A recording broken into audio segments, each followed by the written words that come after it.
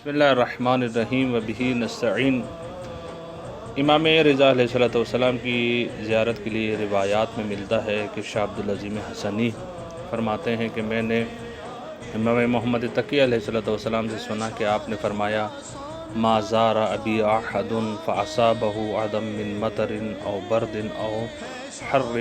الا حرم اللہ جسدہ علی النار، کہ جو کوئی ایک بھی میرے بابا کی زیارت کرے اور اسے بارش یا سردی یا گرمی سے کوئی اذیت ہو تو اللہ تعالیٰ اس کے جسد پر جہنم کی آگ کو حرام قرار دیتا ہے۔ اور اسی طریقے سے ایک اور روایت میں ملتا ہے کہ امام حسن عسکری علیہ السلام یہ فرماتے ہیں کہ جو کوئی بھی امام رضا علیہ السلام کی زیارت کرے اور راستے میں آسمان سے پانی کا کوئی ایک قطرہ اس تک پہنچ جائے تو اللہ تعالیٰ جو ہے اس کے جسد پر جہنم کی آگ کو حرام قرار دیتا ہے۔ اسی طریقے سے اور روایت میں ہمیں ملتا ہے کہ امام رضا علیہ السلام فرماتے ہیں، راوی یہ کہتا ہے کہ مولا نے فرمایا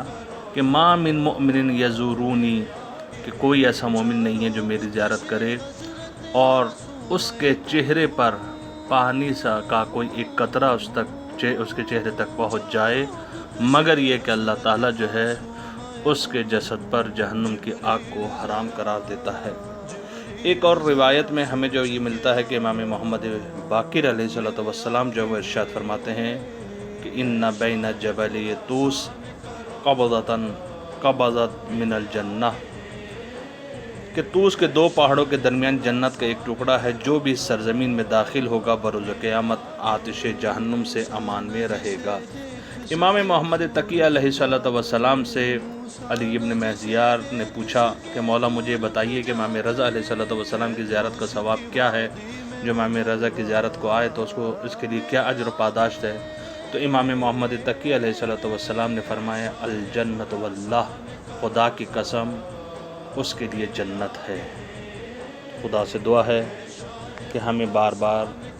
ان زیارات پہ آنے کی توفیق عطا فرمائے۔ والسلام علیکم۔